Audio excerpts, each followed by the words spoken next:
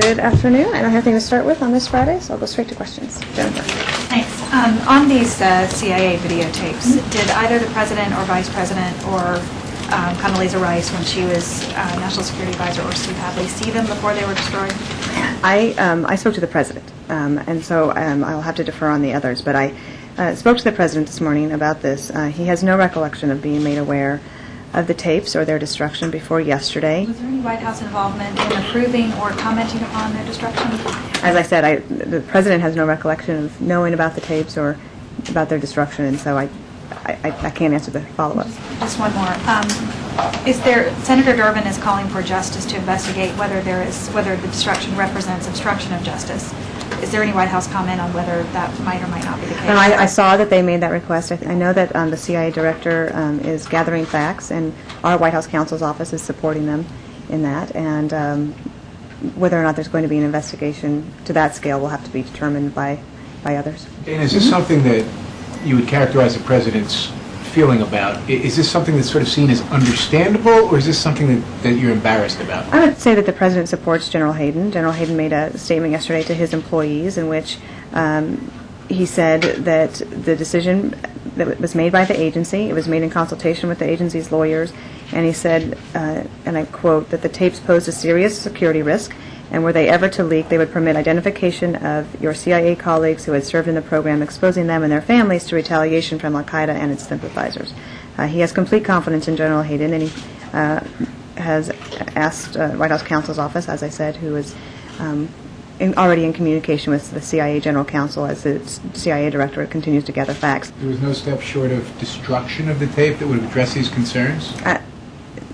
As they're gathering facts, I think that it's best that I not comment along the way and let them do that review over at the CIA and have us be supportive of it without us characterizing. Again, it wouldn't be appropriate for me to comment about his characterization of it as the CIA Director is doing a review. They're gathering facts. And regardless of the reasons for destroying these tapes, what does the White House say to members of the House Intelligence Committee? He apparently said, well, we notified them about the tapes that existed. We were going to destroy them.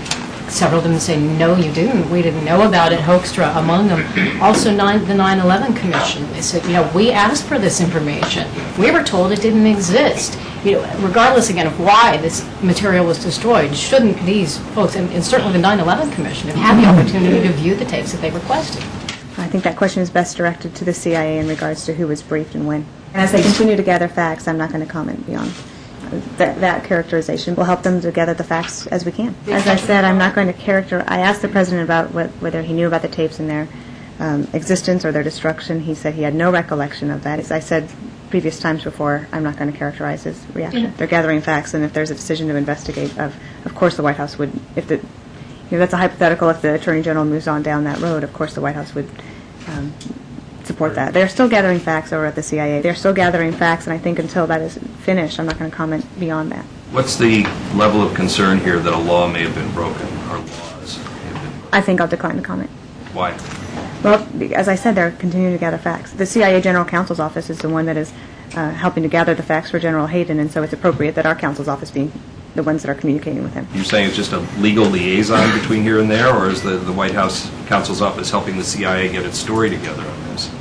They're helping them gather facts. The CIA Director continues to gather his facts. Can you just elaborate on this fact-gathering process? What is it that the CIA wants to know? I don't know, Cheryl. I would take this opportunity, though, to take a step back and remind people about this interrogation program. This program has saved lives.